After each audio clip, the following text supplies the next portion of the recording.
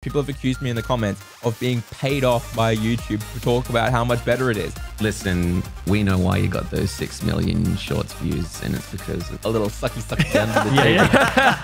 It's 2023. You've started your new adventure on content creation, but something isn't working. Whether it's the time, it's the manipulation of how you spend it, something just isn't clicking and you're not getting that drive. These bad habits are holding you back. Hello and welcome to the Stream Room Podcast. I'm one of your hosts for today, Reeps, and alongside me is... LJM_. Hello, Nicktacular. Also, Techtacular. Underscore. No underscore on that. Actually, I guess I'm not on Twitch anymore, so I don't have an underscore now. I'm just LJM. Yeah. Oh, I feel a little bit You naked. finally ascended. No more little underscore. How do you feel? Nude? Or do you feel better? If I was nude, I think I'd feel better. Oh, okay. Well, I mean, there's always time. I can blur things out. YouTube doesn't mind. I mean, you could just add a mosaic to me, and I think because of the skin tones that I'm wearing, I would just be nude. Oh, yeah, totally. Like a I Japanese can guy. do that. I'll Yeah. just get out Lumetri. That'll be fine. Easy. Give that a go. So the reason why I thought we'll talk about that today is the fact that it is the start of the new year still. I mean, I'd still count January as the start of the new year. And I still feel that people are usually on their journey. They've got their New Year's resolutions and they're trying to think to themselves, I want to get into this. How do I start it off? And there's still like a lot of professionals out there or people who've done it for a long time that are still making some mistakes. So recently, if you haven't heard about this, YouTube has implemented you cannot swear in the first 15 seconds of a video. 8 to 15, yeah. 8 to 15 seconds of a video. Otherwise, your video will get demonetized. Now, of course, this is a thing that they just instituted. There's a lot of backlash about it at the moment. But I know a lot of people out there heard this and go, oh, I thought that was always a thing. Oh no, it was never a thing type mentality. And I guess it just goes to show, like in the scheme of things, what you have to look out for to future-proof your own kind of videos. Because again, when it comes to swearing, when it comes to controversial topics, yes, they may get the clicks, but they may do you more harm than good kind of later down the road if you think about it like that. For instance, you may notice that when we swear in the first 10 to 20 minutes of the podcast, it's beeped out. But then you hear us swearing like sailors continuing on because, again, we kind of future-proof that for that very reason. Can I point this out, though? I don't understand why people are shocked about this. Everyone's saying this new policy change is some new thing. But I said to you boys a year ago when we first started, if you swear in the first few minutes, we have to bleep it. Like, I said, if it's like this percentage, right? Like the first 10 to 15 minutes is what we need to do. And it's not a new concept. Like, they've just put a name to it and they just said, yeah, we're going to actually crack down on this a bit more. I feel like there's a lot of people out there and I feel bad for them for getting caught up in this and having a bunch of videos get demonetized. Yep. But at the same time, this hasn't been a new thing. No, I agree. That's kind of why I put it forward because there has been a lot of talk about it. Moist Critical's brought it up. RT Game is dealing with a lot at the moment in terms of his best of videos have been demonetized. And again, it depends on what side of the line you fall on, but it is a concern to a lot of people out there. So I kind of thought to ourselves, for ourselves, is the fact of let's give you guys different scenarios and you tell me what you think is the best spending of your time. All right. So let's just go for all out here. Let's imagine we've got $1 billion budget and everything like that. You have every single day free for the next 6 months to do anything you want in content creation. If you had to break down from Monday to Friday or Monday to Sunday, where do you think you would spend your time and what would you more implement inside of that to grow as big as you think you could given those parameters? So let's just start off with that one because I know that not a lot of people out there have that, but I'm just saying, let's start off with that and then we can hone it down. I got you. Hear me out. Okay. Yep. So, right, what you do is if you've got every day free, you got all the time free, you just make heaps of mini games in Roblox and then you just get them really popular and then you make money from that. Step 3, ? Step 4, profit. Profit. That's it. So make a lot of mini games in content creation on Roblox with Robux.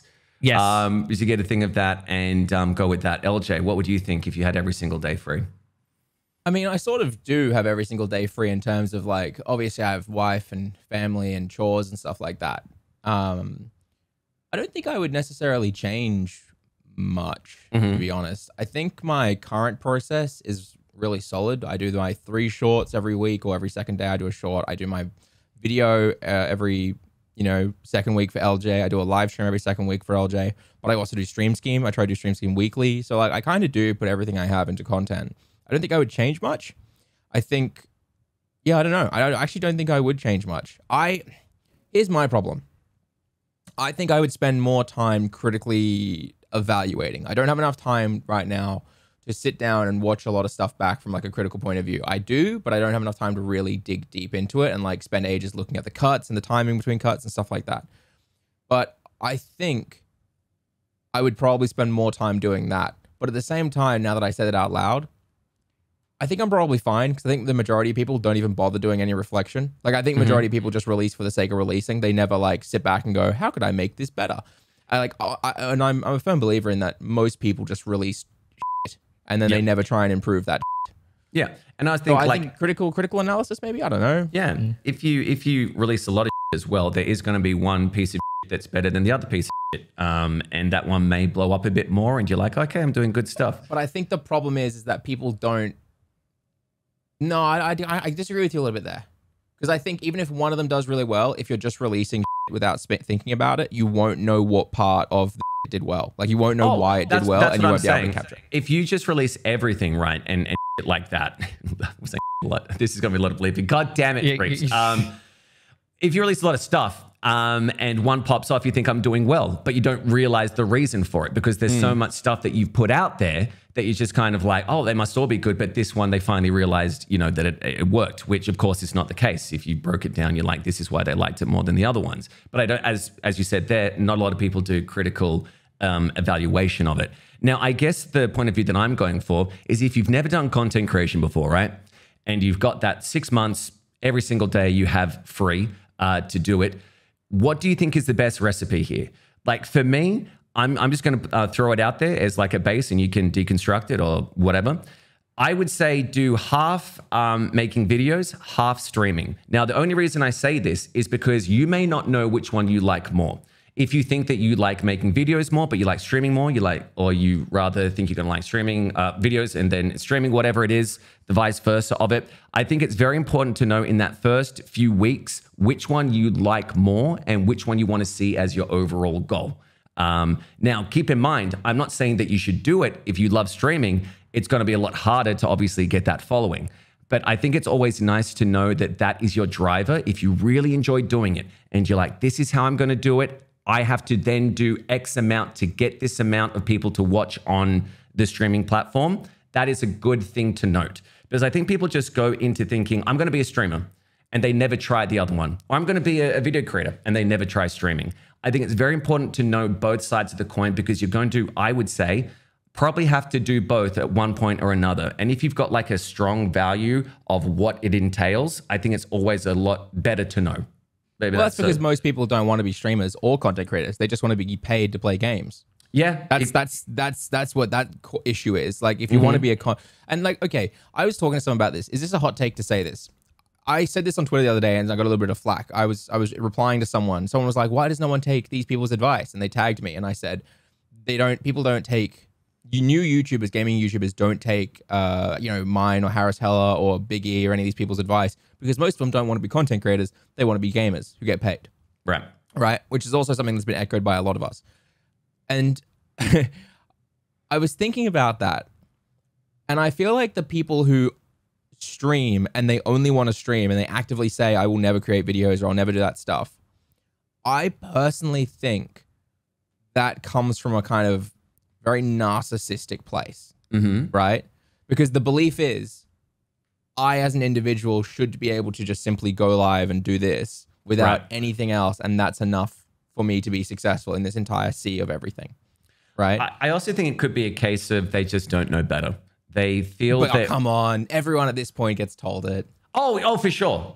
Sorry. I mean, like, if you're new, I'm going from the perspective of you're new to content creation, that when they see people stream and they have like thousands of people watching them, they think, oh yeah, that's so easy to do. And people will love my personality and grow like that. Sorry, I was going from that point of view. Yeah. In my head, I'm thinking of like the people who are sitting at 200 average viewers after the last few years of pandemic kind of stuff. and then they've been told for the last 3.5 years to set something else up, and they've never done it, and now they're complaining about like low revenue and stuff like that, and it's like, my brother in Christ, this shouldn't be a surprise to you, kind of thing. Yeah. No, I completely agree with that. And I guess that's kind of part of the reason for this like kind of renewal of what you should look for in 2023, or at least do. Because I mean, you see the trends, right? There was the pandemic trend of everyone goes streaming because you hang out, you make a community, you make friends in the community. And now we're outside of that. And I think a lot more people are going towards videos. But there may be a trend in the future where it goes back to, you know, more streaming and more interaction for whatever reason. Doesn't have to be a pandemic, just, you know, that's how it trends. So I think it's nice to know that when you do go into content creation, you do kind of have to facet every kind of bit of it. Now, don't get me wrong, it doesn't have to be every type of bit of it. But if you've got like a grasp and an understanding of it, I think you know what works more in your favor. Absolutely. Yeah. I guess in my head, I know that I'm probably biased towards the YouTube side of things. And to answer your question, I do think we will sway back into live streaming being far more common, but I feel like we won't sway back to Twitch live streaming being far more common. Okay. I think we'll sway heavily into a whole new space of content creators coming into live streaming because they have followings on YouTube or TikTok. And I think that's what's going to be the big one. I actually think the large majority of Twitch people are going to do what happened with Vine, and they're going to have to quickly rush over and learn a whole new platform. Yeah. Because I just think it's just physically impossible on the platform anymore. Yeah. It's with more and more people on the platform, and just with how things are changing, it's like a lot of people are going to be, you know, they're going to be pretending to not see the writing on the wall. But then those that do will, you know, hopefully take advantage of that and actually, you know, actually do some action to, you know, trying to grow and using everything at their disposal, not just sticking to that one thing. And especially as like TikTok and if even like Instagram as well, like as they develop their own like streaming capabilities, like there's just gonna be more and more places to stream. And especially as YouTube, which I mean, I don't know how far they plan to take it, but if as they sort of work out how they can better recommend live streams and help sort of people find live streams a bit easier, it's going to be such like it's going to be the sea of choice. Do they need to improve how people find live streams? And like, see, I was thinking about that. I was like, given their focus on video content, and the idea is like that's your driving force. Your shorts help you find the live streams. Like it, you know, that's how it's going to work. People watching you are going to be people who've found your content. I mean, look, as we've all tried, like even just trying to find a live stream is a pretty crappy experience on YouTube. So I think there's definitely a little bit of improvement that can be made there, but I don't see them putting like an incredible amount of focus or effort into it. But I do see them probably in their best interest to at least improve the functionality a little bit more, just to make it a bit easier to sort of find live streams. Okay, question though, on YouTube, is it not difficult to find really like specific things in general, or like that's what I'm under, because like when you go to find something on YouTube, an algorithm serves it to you, and if it's not serving you the thing you want, you go to the search bar, right, and you search for something and you find it that way. Like if you go to a search bar right now and go YouTube and you say, okay, I want to watch someone play Pokemon Nuzlocke live stream, right, I'm typing this in. If I search this, there it is, bam, straight away, 1,000 people are watching Quick GG play a live stream, and I can click on it and there it is instantly. I think a lot of people are running this assumption constantly that YouTube needs to improve their category system. Fuck categories. Categories is how we ended up in this position where it's a kingmaker system on Twitch, right? We don't want people going to categories and clicking on the most viewed person. We don't want people doing that. We want people using an algorithm or searching up what they want. And I think that the logic of saying, this happens all the time, right? I don't think this is you being necessarily wrong, Nick. I think this is you falling into the same trap that I fell into a year ago, right? Where I trusted people like, you know, Harris and Devin and Ludwig and all these people like that who are still stuck in the ways of categories and Twitch and how YouTube needs to learn lessons from Twitch. And it wasn't until I started following a heap of the YouTube devs on Twitter that I started realizing that's such a bad idea. We don't want to follow that path. That path has been proven to fail. Like YouTube, when it comes to finding things, is actually fantastic. But the reality is, most people just aren't doing the YouTube hunt for a live stream yet. If they were, it takes 2 seconds to type in what they want and a live stream, and they'll get someone who's probably fits their system exactly what they want. Right. I don't know. No, I see what you mean. I guess it's more for the fact of like, you do have to teach the algorithm what you want to see, I guess is maybe a problem for some. Well, when you go to Twitch, right, it's basically, here it is. We're only known as like, we play games here. There's the Just Chatting, but you know what I mean? And then what LJ was talking about is then you've got all the browser categories under it, League of Legends, you know, like Destiny, all those types of things. And you click on one, and then it does the Kingmaker system of most watch to least watch. And again, that's never good for new people. So obviously, if you're new on a site, you're just going to go to the most watched person because they must be the best or most quality, whatever it is. Well, I guess with like YouTube, you have to know specifically what you want to type in. For instance, if I typed in League of Legends live stream, to YouTube, will it just bring up all live streams, or will it bring up this was a video of a live stream? I've searched it. It is, it first entered a LOL esports, the official esports, and then it comes up with a live stream, a grandmaster playing top lane right now is Illaoi, and then it comes up with previously streamed content, and then some more live streams. Is there on that page, I could probably do this myself, but I guess because you're on it, is there a filter up the top that you can click on to say videos or live? Yes. Oh, that's great. Oh, okay. Okay. And I've clicked it, and now I can see entirely live streams only. So I guess it's more the fact that because people have come from the Twitch background of you go there, you search a category, and then you find new streamers, it's now a completely different approach, which YouTube has, where it's basically, we want you to find the content rather than the streamers, and then hopefully you'll like this streamer. Is that what I would be led to believe? I just think at the end of the day, people love bringing up the concept of categories, right? And you're right. Yeah, you go there and there's all the live streams. You can click around and do whatever you want. But in terms of like finding a streamer on Twitch versus finding it on YouTube, I don't know why people find it so far different to just simply be like, I'm going to search it. Yeah, most people do. Like Google's the largest search engine, and YouTube is the second largest. Yep, they're just going to search what they want. Do you think people? How many people do you think go to Twitch and they search for what they're looking for rather than going to the game category first? It's minuscule. I've asked this question like every 3 to 4 months on Stream Scheme, and I don't know if I'll be able to pull the data up quickly enough to make it work, but it was something wild that like 80% or 60% or something huge all go directly to their favorite streamer. Then they go to their follower list, and then it like gets down to like the 3% and the 4% being like, I go directly to the category I like, I browse the front page and that kind of stuff, right? Like most people on Twitch go directly to their favorite creators. And the reality is on YouTube, it's very similar to that, right? When you go to the homepage, you get recommended your favorite creators. But the difference is that on YouTube, alongside those favorite creators, there are thumbnails that could intrigue you enough that you would click them. Yeah. Gotcha. Or, I meant sort of more than say it's like, so let's say a new game came out, right? And you you might have some of your favorite streamers might be playing them, right? But let's say instead of going to their following tab first, they're like, I just want to, or even it could be an old game. Let's say they want to watch like an old game, right? So they go to Twitch.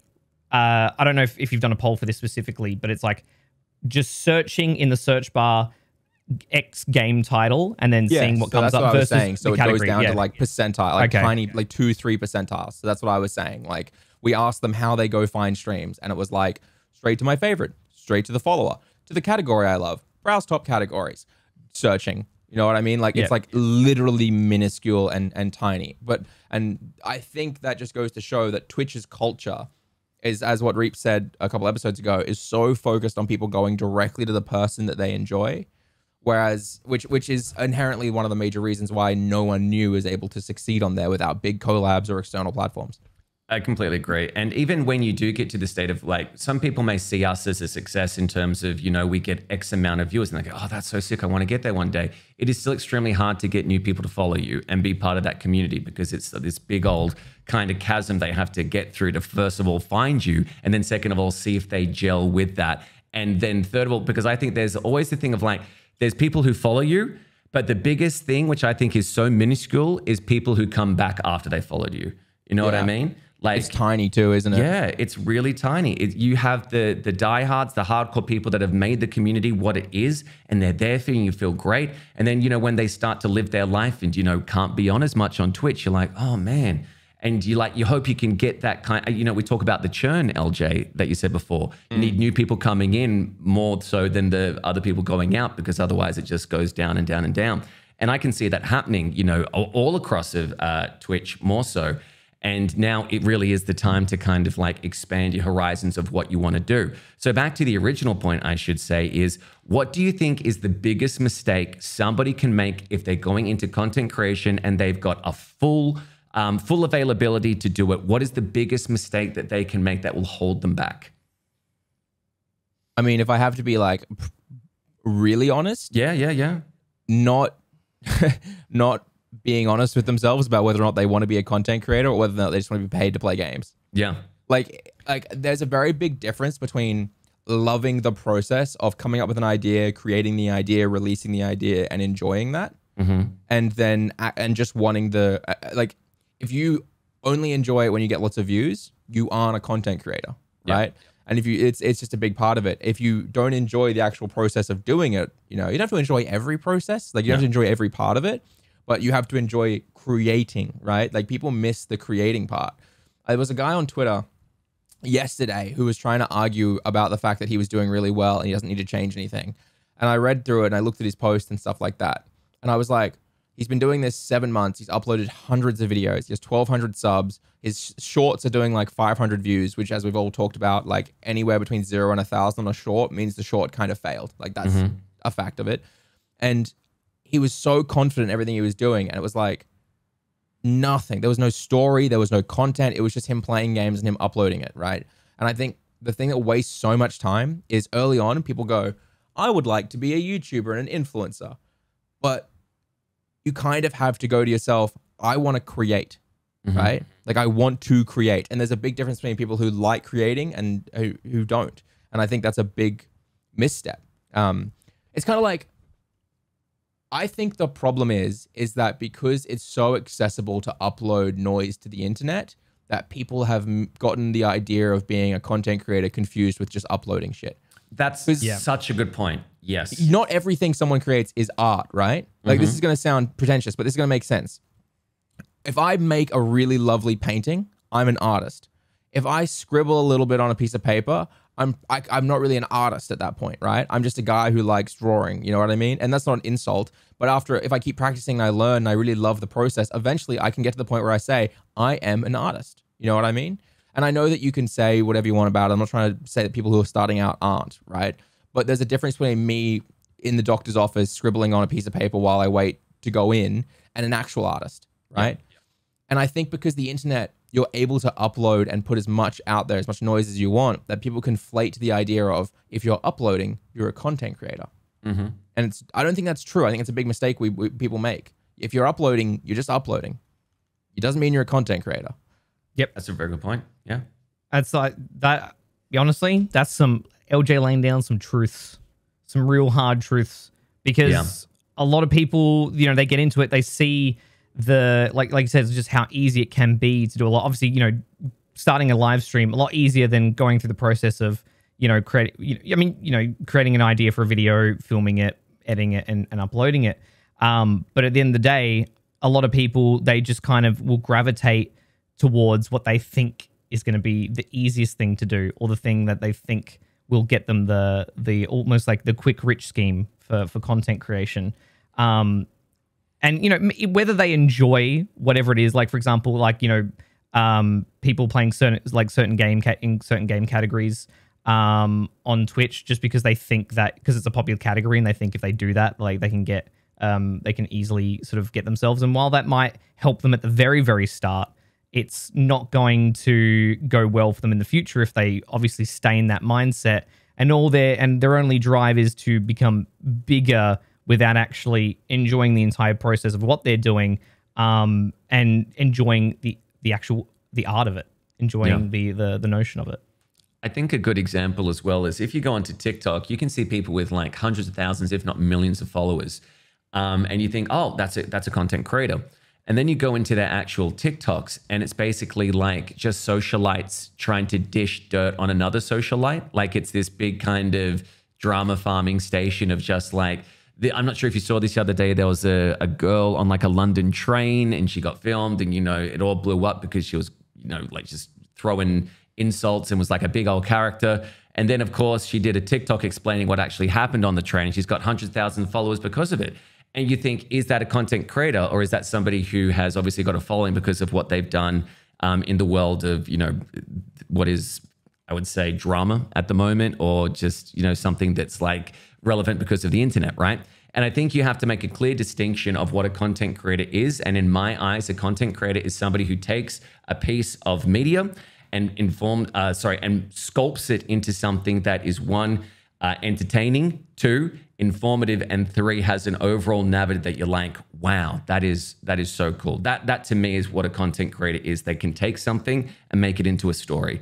But I'd like to hear if you think it should be any different. Just significant value.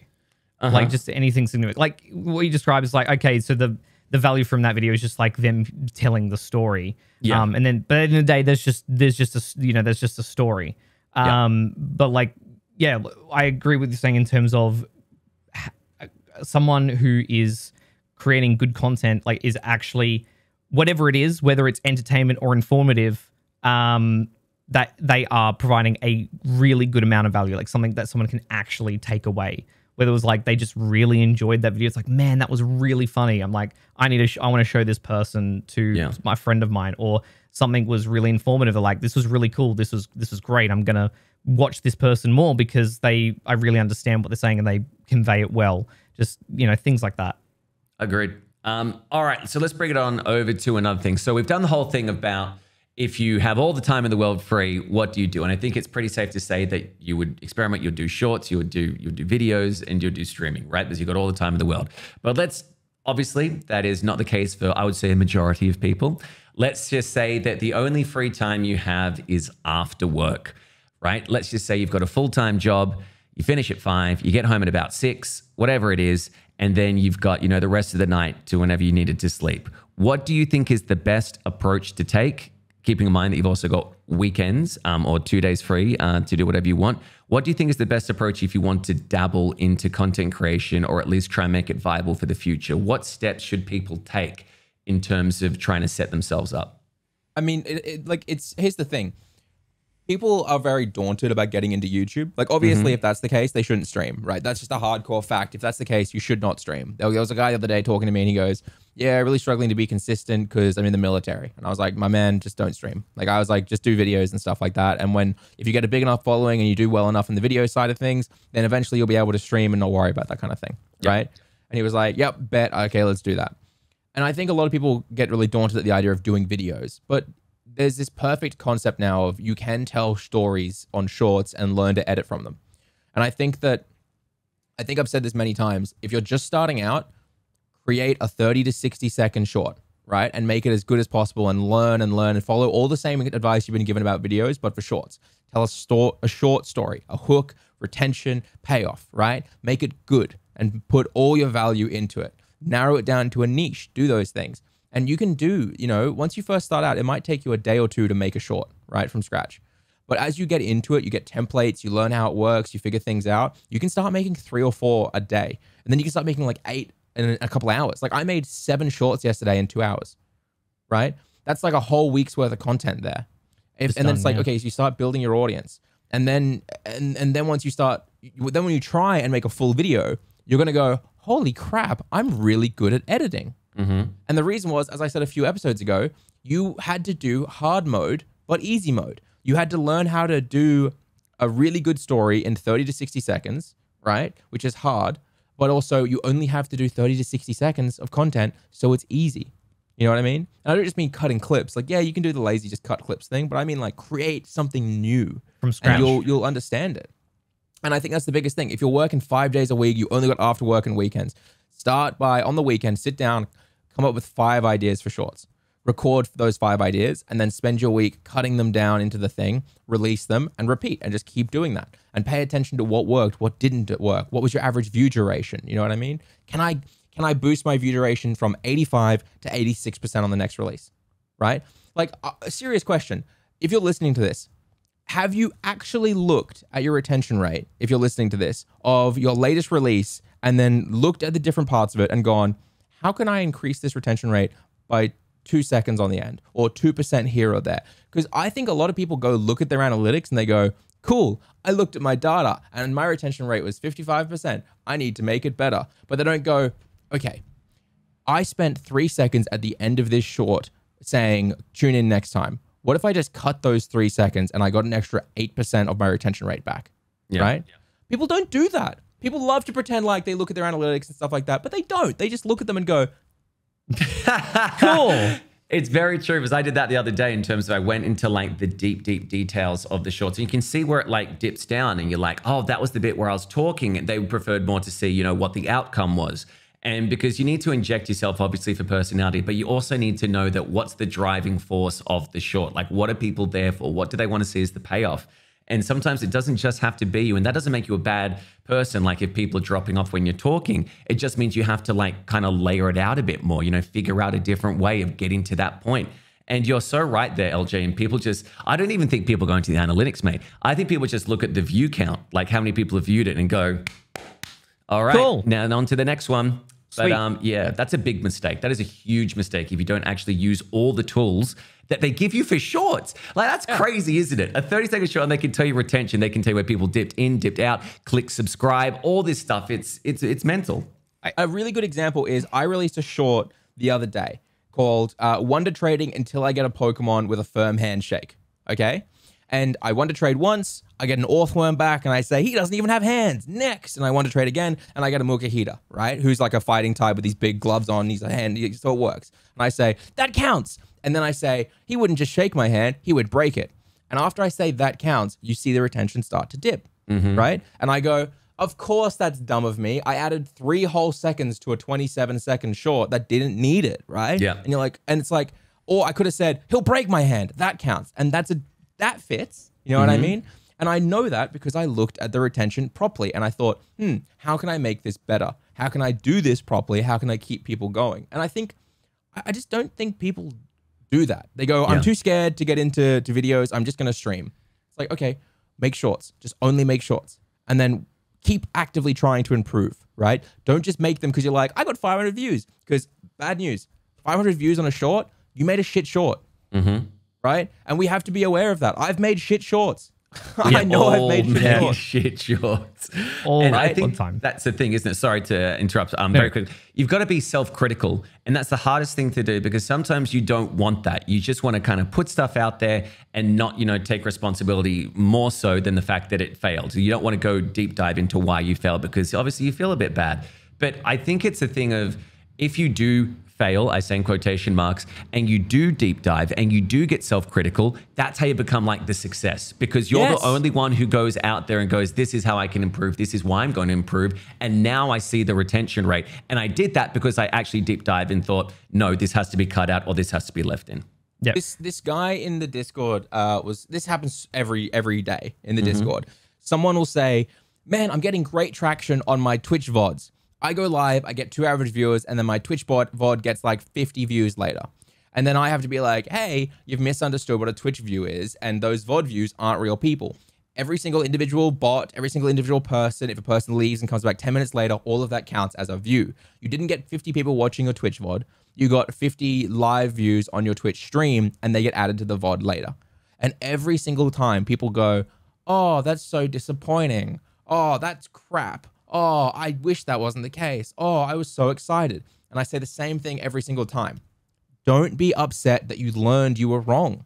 Yeah. Be super excited that you have learned this because if you didn't learn that, if someone like me wasn't there to tell you this or, you know, and I have people in my life who tell me I've fucked up, right? And I'm like, oh shit, I fucked up, right? Like, for example, I sent a short to someone the other day and they were like, that's way too short. You need to actually make that slower. It's too much. And I was like, oh shit, I have. Okay.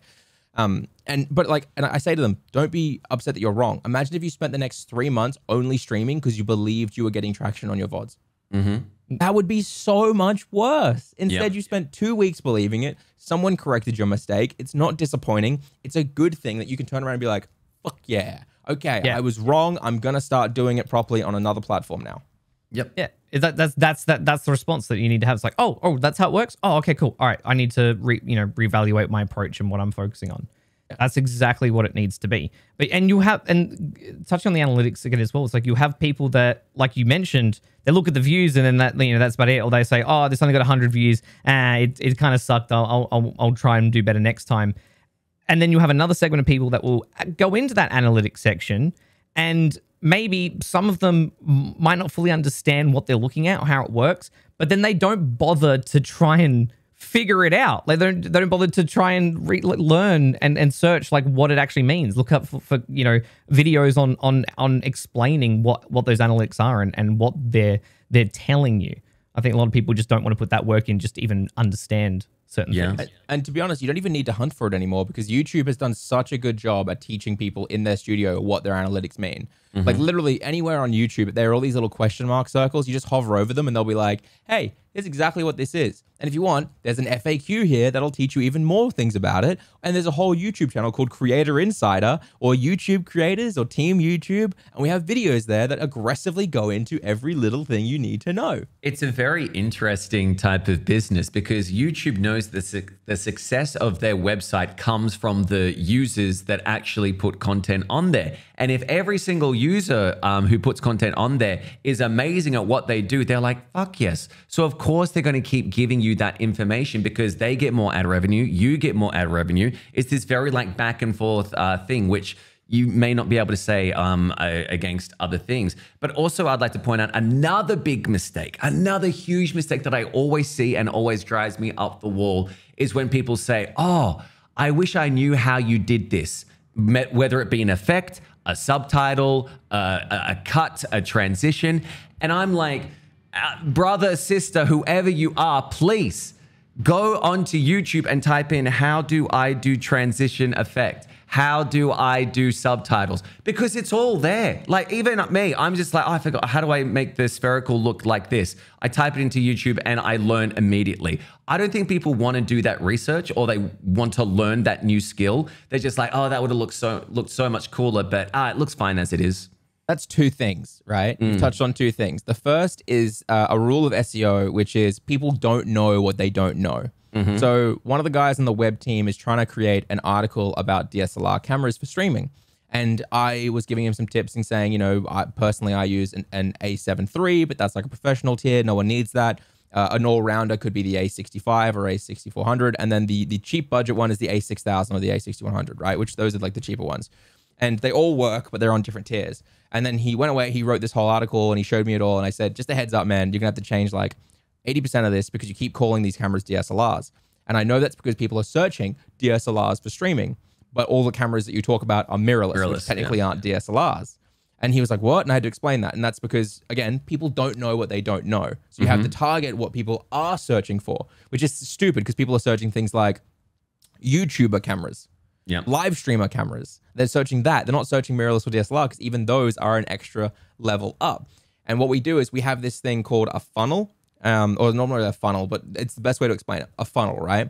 And each tier of the funnel gets obviously smaller. At the very top is your absolute largest audience. Let's say they're your beginners. So say you want to get into RC drone racing. At the top of the funnel, people are searching up drones and they want to know about budget, super budget drones, anything like stuff like for $200 you open, kids can play with on Christmas. And then you go down into the hobbyist section, right? And that's where people start to know a little bit more. Best drones for for racing, right? Best drones for videography. Like it gets a bit more specific, but the audience obviously gets smaller and they probably get a little bit more expensive. And then at the very, very bottom, you've got professional drones, right? Drones for corporate video production, right? Like really intense stuff, drones for wild stuff. And the idea is that people don't know what they don't know. So when they go, oh, how do you do that transition? And you go, Google, they go, transition, right? Like they don't know how to search up OBS specific transitions or stream like, so all my old videos are like stream transitions, not here's how to do OBS transition, right? Gotcha. And then the second reason why people struggle so much with that, and by that first one, by the way, they can learn it. People have built it. They'll get what they need if they just search. But the reason they don't search is the second reason, and it's learned helplessness. There is the assumption that everything is going to be far more difficult than it actually is. and therefore they give up before they even start, right? And that means that when they see you do a wild transition and it looks so good, they go, whoa, that's wild. When the reality is it's probably just a mask transition and you click one button in OBS and it's done, right? But the idea is it's so difficult that they can't do it. And this is why Apple created iPhone classes for elderly, because people thought that iPhones and smartphones were too complicated for their elderly grandparents and their parents. And so Apple were like, we're going to do classes to teach people who've just been given an iPhone how to use it. And they took a huge market share of elderly and older people who were scared to use smartphones, because they would get the smartphone, they would sit the elderly person down in the Apple store, and they'd have an expert teach them how it works. That's cool. It just worked, right? And they got a whole nother generation of people buying iPhones every time a new iPhone came out, because they had someone there who could teach them. So smart. Yeah. That's So smart. Like, that's genius. wow. Yeah. That's really good. Yeah. So I think that's a big part of it, is you have to tackle learned helplessness and make sure you don't ever feel helpless. And you have to be aware of the fact that, yeah, you may not know what you don't know, but if you hunt long enough, you'll find stuff, right? It's like whenever I follow a guide for doing something, I consider guides building blocks, right? If I watch a guide about how to do some text animation, I consider that a building block that I can use with other videos that I've learned other things from. And like, so for example, on my intro to my shorts, I have a text animation where it flies in using the transform effect, because that way I can use motion blur for movement in Premiere, which is something you can't do if you use their normal tools. You have to use their transform effect, right? But I didn't like that it came thump in like that. So I use a building block of how to use easy ease keyframes in Premiere. But then it goes, okay, so now it goes vroom and slows in. But then what do you want to do? You want to also make it look like it really is moving with that motion blur and it bends. So you add a skew effect, right? And the skew effect means that your text is now bent a little bit like that. And you animate it so as it flies in, it unskews slowly as it gets to the end. But the easy ease means that it slows down. So you have to also keyframe that. And they're all building blocks. And someone goes, how did you do that effect? And you go, hey, it's like 6 effects. Consider them building blocks. Practice one from a guide, practice a second one, and then eventually you'll be able to put them all together. But also, it's so strange that people ask in Discord rather than Google, isn't it? Or like Twitch chat and stuff. It's like, just search how to do subtitle or how to do X or how to do effects. Like, I think in some cases, like, they might see something and they don't know what the effect is actually called. They're not sure how that's, to, like, that's the I don't know what I don't know. Yeah. But like they can also just type in subtitle. Like if they're looking at, say, like, that example I just gave, they can just type in animated subtitles. Animated subtitle, exactly. And they'll probably Moving get them subtitles. to the same pace. Yeah. But it's most of the time, again, that the Google issue comes from the fact that they don't want to do the steps themselves. They want someone else to do the steps for them, right? Yeah. I also think that's another mistake at the moment is people will get to a certain, ceiling, I would say, where they're like, okay, I've learned this effect, I've learned this effect, I've learned this, learning about analytics and all that stuff. And then they go, it's going to stay this way forever. And you're like, no, there will always be something new that's coming in, a change to something that you can always act on. And I think it's so important to actually go out and be active in what you want to do, like whether that's content creation, active learning, exactly right. And I think that's another big mistake is people rest on their laurels. I know that I've done it in the past where I'm just like, okay, streaming, done that, I know pretty much everything there is, but no, obviously there's so much more to do. But it's just that fact of like, you need to know that you've got to keep pushing yourself because again, when you go into a job and it's all scary and exciting, it's your first day, you don't know how it works and you feel awkward and blah, blah, blah. Kind of like with, Premiere Pro, whatever you're using for editing. It's like, oh, this is so weird and foreign. And then it just becomes, oh yeah, I know this person. I know this, feature that I can do, blah, blah, blah, blah, blah. And then you just feel very complacent. But then you never push yourself because you just do the bare minimum because it's, second nature to you now and you still get paid the same. So you just do what you got to do. But it's those people that go above and beyond. They're the ones that will get a promotion or get a new way of doing a video effect or maybe get like a boost in their numbers for whatever they put out as a video. And I think it's very important to not just let yourself feel complacent and go, I've done it all. You have to actively learn, as we said, to do more, learn more, and I guess get more out of it. Yeah. I think that's a big thing I read a quote somewhere. I don't know who it was from. I apologize. But it was, always learning keeps you young. Giving up on learning makes you old. And I think that's a really, really good way. Like always, and by learning, it's not like go sit down and study. It's like doing new experiences. You know what I mean? Like I will always value a new experience in everything in my life more than anything else, right? Like I'm also a firm believer of if, for example, I'm trying to save a lot of cash right now because we're moving in a few months, right? But at the same time, the other night, Claire and I watched a documentary all about cocktails and how there's this world of cocktails and how actually amazing it is and all the tech behind it and all that stuff. And we were like, that's something we've never actually tried before. We've never gone to an actual cocktail bar. Our go-tos are like close pubs and we go drink some beer and stuff like that. We've never gone and had like a fancy cocktail night at an actual bar. Gotcha. And I thought, I'm 27 years old, right? I think that's something I'd like to try. And it's like, we looked it up and it's like, oh fuck, it's like $20 per drink. Oh yeah. Right? And Claire was like, we can't do that. And I was like, you know what? We're not going to go ham, but I would like to go. The atmosphere looks cool. It looks interesting. I've never done anything like that. And we went and did that, right? And I think that those new experiences and trying things, even if that is a silly example, I think that's really valuable, right? It is. I think that's how you continue to have like fun. And when you get stuck in those ruts, both content creation, life, everything, that's how you end up really struggling. And you got to kind of push yourself to do new things. Like I've stopped going for the same walking route because I'm no longer excited to go for that route. Like I felt I wasn't excited to go for a walk and I was like, oh, it's probably because I'm going the same route every day for 6 months now. And so I started going the opposite direction. And I feel really cool when I go back. I feel like I feel good about going outside again. Yeah, that's good. And I also think it's like, as tacky and as a cliche as it sounds, like you want to live life for the memories, right? It's not just like you're holding yourself back because you're like, oh, I didn't want to go outside the box because, you know, I'm complacent and it's comforting in here. But then when you go out and actually try something, like even if it's like a meetup board game thing with people you don't know or joining like local soccer team, you create those experiences and you don't want to look back and go, oh, I wish I knew that or I learned that. And I guess that's the same with content creation. Another mistake I would like to bring up, because kind of like we've gone, you know, through all the processes of what we think you should do, and that's obviously start with shorts, make it up to videos, and then move on to streaming. I think we'd all agree is the good kind of transition. Again, what may work for some, may not for others, but for us, I would say is also when to know when to take a break. Because sometimes you can get so burnt out, or maybe not even burnt out, but just kind of stuck in, you know, a routine that you can't see the forest through the trees type thing. And once you take that break, even as scary as it is of losing viewers or views or whatever it is, taking that time off to actually like just kind of for your mental and physical health, and then look back at the stuff you've done, I come back so much more inspired and energetic. But I don't do it barely as much as I should. You know, like there's always something that you make an excuse for. It's like, oh, I got this coming up. I should probably spend it for this time. But I know that, you know, with you, like Nick, you recently said you felt good about taking some time off because you did get that kind of hindsight on things. Yeah, it is always so just refreshing, and like even if you're sort of like at any level of burnout, just being able to step back and just. And like you're gonna be anxious because you're like, I'm not gonna be streaming, or I'm not gonna be making stuff.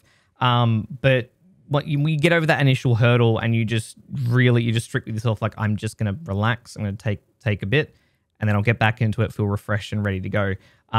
It helps so much, but it's also really important to do that like regularly as well. Like you set a night, or, you know, depending on, you know, life routines and whatever, but like a period of time in the week where it's just like you are literally not going to think about anything and just relax and enjoy yourself. Whether, you know, you go out and try something new, or you're at home, you're just relaxing, you're going to start a new show, or watch some YouTube, or you're just going to play a game, you know, that you've been meaning to play. It's just like, as long as you take some time to relax on a regular basis, and like, and having the routine helps. Like if you've got like your scenario reaps where you don't have any kind of like responsibilities for like job or things like that, when you've got all the time to just do it, you've got that freedom to pick when the best time is, like when all the time you're going to spend on doing lots of things, but then also, you know, allocating time to relax. It's like, yep, this is going to be my night this week that I'm not going to do anything.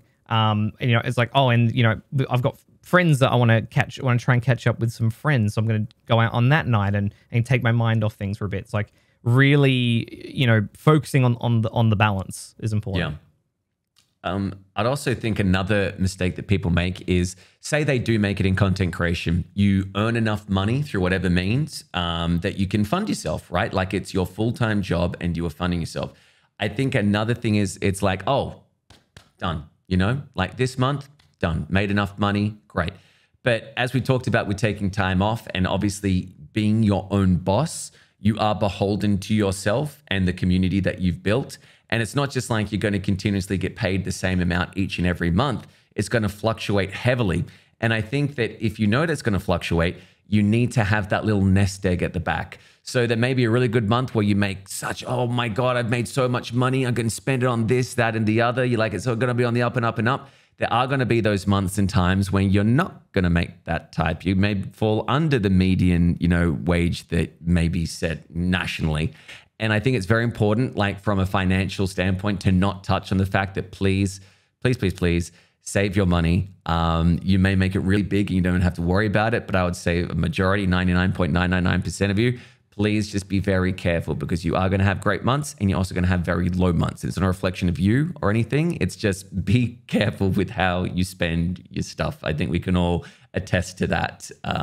Don't get me wrong. Like, don't be like, I can't spend any money on myself, but just be financially, fiscally responsible with when you do. Yeah.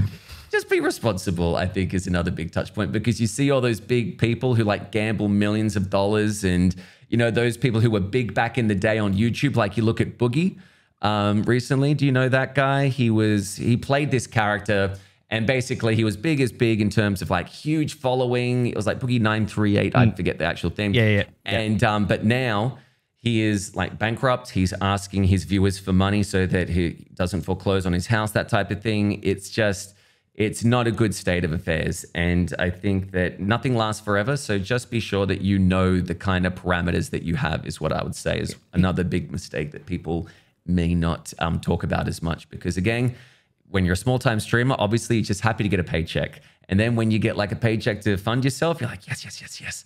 But again, it doesn't last forever. Just be careful. Yeah. Because he did the character Francis, right? That's the one. Yeah.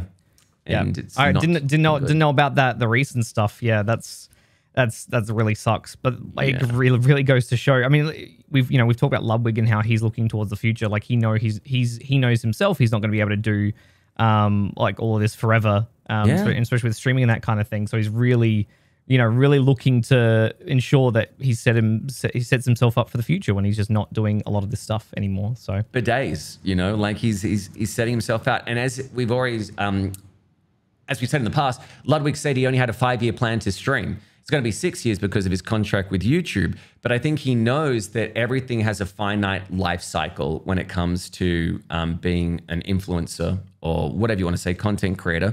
Because you're going to have those peaks, right? But then there's also comes the eventual fall. Everybody falls because you just don't want to do it anymore, or you just don't have that type of demographic that people are, going into. So it's always nice to know that going into this profession, you should never plan out to be like, I'm going to do this for 30 plus years. I mean, it'll be nice to, but I think that there comes a point where it's like, oh, maybe I've lost some interest in it. The other day, what's the name? Is it Seth Everman? Is that the guy's name? He's got a bald head. Yes. He said that he no longer has the passion to be a content creator anymore. And he released a video saying that 2023 is going to be my final year of making videos on YouTube, and I'm going all out. All the videos that I was worried about making because of, demonetization or just how people would perceive me, I'm going all out. I'm going to show you everything.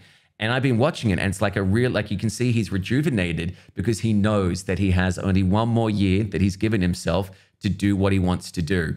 And I don't know, I think that's kind of inspirational for me. It's like he wants to move on to other things. He's done it. And it's really cool to see that he has a life outside of it and he's created this kind of world for him. So yeah, I would say look to your passions, the people that like really inspired you to do it, and see what they're doing now.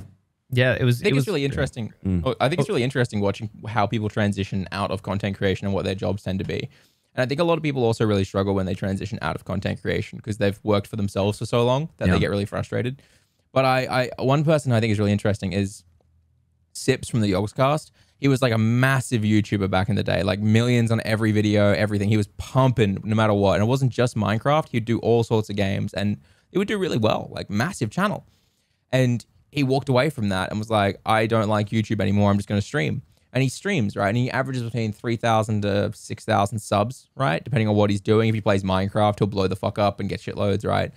And I think about it and it's like, yeah, he just kind of does his thing now. He did all of that work and now he has a decent paycheck that he can look after his family as long as he goes live throughout the week and he plays games. He's like kind of retired. Yeah. It's like, you know what I mean? I know what and you now mean. all he does is just enjoy himself and play games and does his thing, right? And it fits for him because he knows he has his audience there. It's all that. And we've all aged with him to a degree. You know what I mean? And I think there's lots of different ways to do that. My pitch has always been that I'd like to move into working in an ANZ marketing team for a brand I love, right? Oh, like you'd I'd do love great to at move. that. You would do amazing. Yeah. Yeah. I would love to move into like a community brand for like, you know, ANZ, you know, Bungie or Bethesda or something because I think that'd be really interesting and like fun to try out. Or even like, you know, just tech, because I think that's like, I can easily walk in and say, yeah, look, there's been a big empty space in my career technically in this area, but that's not an empty space. I got 200,000 subs on this channel and 6 million views and I built this channel. I did these things. I think that would be my personal goal. While still, I think I'll create for the rest of my life though. Oh, for sure. Like, Yeah. I think I'll definitely be releasing content for the rest of my life. And I think that obviously when you look at something like Stream Scheme, you can see that it isn't a channel that the moment I stop uploading, I just lose everything. Like it'll constantly bring in a few $1,000s for the rest of my life, pretty much. That's awesome. That's so cool to hear.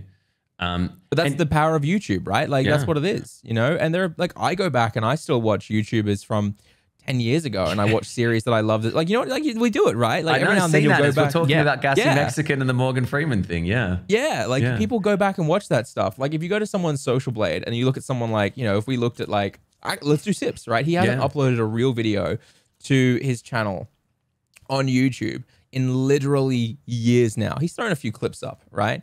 But in years. And he still gets 40,000 to 23,000 views every single day.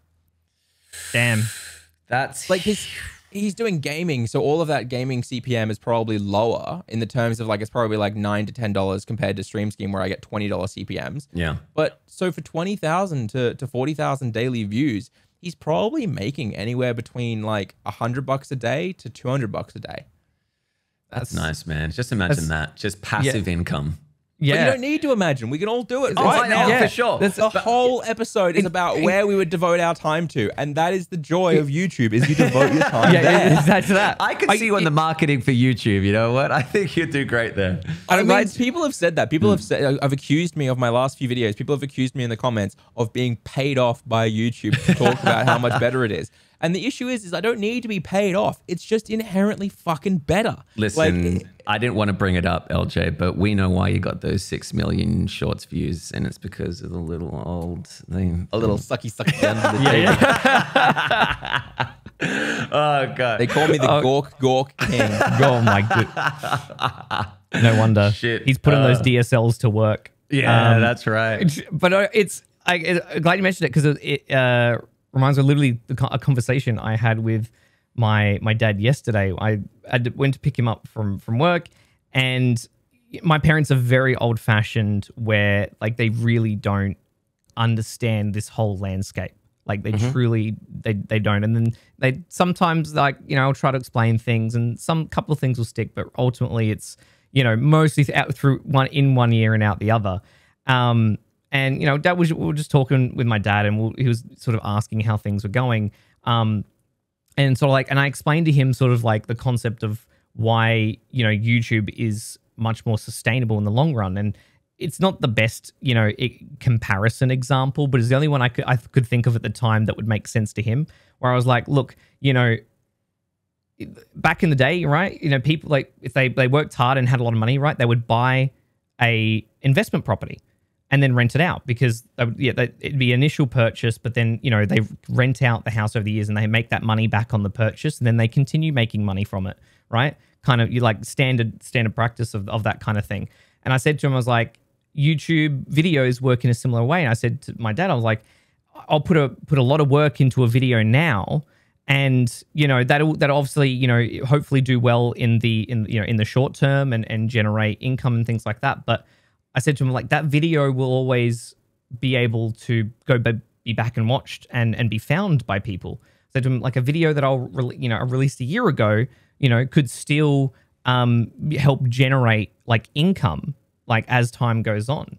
And so that's the kind of the point where he started to kind of like understand it, and it makes sense, where it's like, I'm just investing, you know, my time and effort into making good content, and it'll just accumulate. Like one video is not on the same level as a house, but it's all together as your entire channel. Like it's all content that's there, and people can go back and watch it, and it'll still generate income for you. Same way you said, like Sip's videos still generating views today.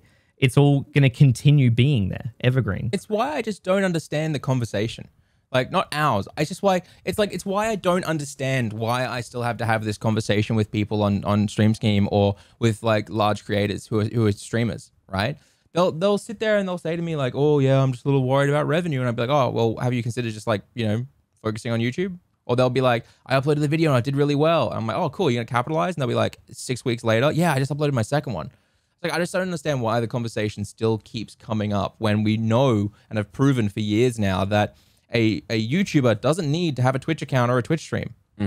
But a Twitch streamer needs to have a YouTube account, right? Like, no one can argue against the fact that, hey, if you can't go live tomorrow, you make $0, right? Yep. But people still try and argue that. And it's like, I get it, but if you want to be a streamer, you need to be putting your money somewhere, right? Yep. Because that's not a job that is evergreen and long term. And I honestly, I just don't get it. Like, if you're listening to this, I honestly want you to comment.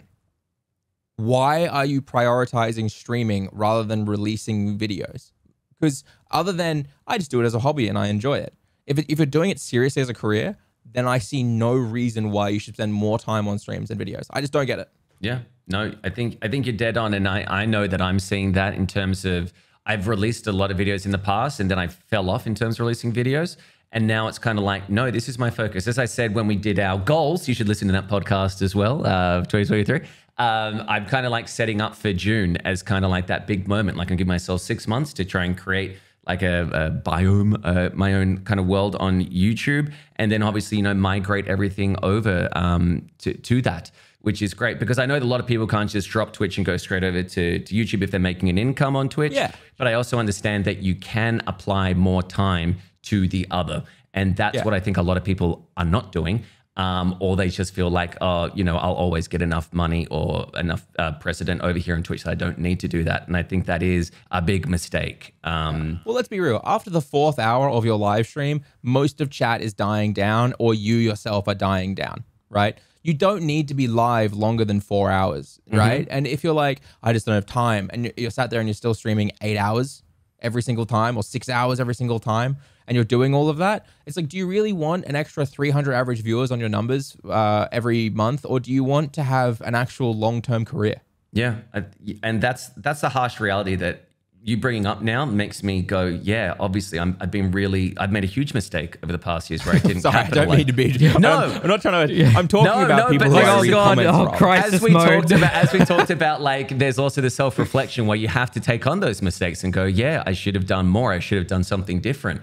And I think, you know, hopefully people hearing this now knows that I have, and I'm trying to be actionary. I'm trying to actually be like, let's change that. Let's actually do something. Because I don't want to be that person who's just treading water or on a raft and letting the current take me wherever it takes me. I am the captain. I'm the captain now. You know, I'm taking over. I'm riding that ship where I want it to be. So it's good to hear. And I'm hoping that people who are listening to this may think that we're retreading old ground, but I think it's so important to be like, no, these are some mistakes that people still make, because I fall into that trap. I go back into that trap of like, oh man, I was streaming for 6 hours the other day. Should have been 4. Should have done 2 more shorts or 3 more shorts. You know what I mean, in that time. And it's good to hear. But I think the biggest mistake that I can say is not liking, following, and commenting on this video and making sure that people know about the stream room.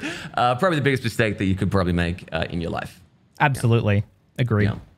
I think at the end of the day, it's all about prioritizing what is giving you long-term sustainability and results. And sticking to it, giving yourself, if you are beholden to yourself, if you are answering to yourself, you have to be harsh on yourself and go, you did not do enough today. You've got to do double tomorrow. You know what I mean? Because you too relaxed, whatever it is, you have to get yourself to that point. And I if think you don't, deadlines about results are really important as well. yeah, So If you have just been doing it nonstop and you're not improving or changing things, and you'll grind forever. And that's why I hate the word grind. I always say set a deadline and prove that you can do the thing by the deadline, or else you need to stop. yep. Yep. Absolutely. Like, so look, self-discipline is really, really tough. But if it was easy, then everybody would be doing this kind of thing. And, so it's tough, but you have to like have that look at the mirror, and just really just be harsh with yourself and like, I'm going to do this. Mm-hmm. I think so. Like, honestly, we're preaching to the choir. I think everybody here knows this. Hope you feel a bit more inspired to. I would say that the last thing that we should probably tell people is that with all the mistakes, you can obviously, have actual successes. And I think that one of the big success you can do at the moment is to give yourself that schedule. Like literally write it down right now. Look over your next week. You know that you've got, a dinner with mates on this night. You can't do stream. You can't do content creation. Cross it out. But I can do it the next day between this hour and this hour before I see this person. And so give yourself a win. Like right after this, do something. Like just, even if it's a show up, even if it's just like a plan or a script or something like that, do it. And let us know in the comments if you did do it or if you are struggling, things like that, because we do want to hear about it. Because we obviously like to take topics about what you're going through and hopefully kind of go through our own processes, because again, we're all learning still. And I do feel like we are this big community base where we're trying to help each other out, because Lord knows if you're learning from us, we can learn from you as well. But boys, we are nearing the end of the show today. We are dropping some frames. Is there any final bits of advice or anything that you would like to give before we head off into the ether that is the internet? I think that there are 3 questions that everyone needs to ask themselves. 1, do I want to get paid to play games, or do I want to be a content creator? Great question. 2, am I actively improving with every piece of content that I create? And 3, when is the time where I will call it quits if I haven't met the results that I want to reach? That's the toughest one, that last one, I think, for a lot of people, is when to call it quits. And that's not saying that it's a failure or anything, but just in terms of there will come a point where it's like, am I making enough money to actually be financially stable, or am I just trying to reach this dream that is unattainable at the moment? That's it. Yep. Yeah. I don't really have much to add. That was pretty good. Succinct. Let us know about those 3 answers in the comments. I think would be always nice. But again, thank you so much for listening to The Stream Room. We are dropping frames. And from all of us here, bye-bye now. Bye-bye. Bye-bye. Bye.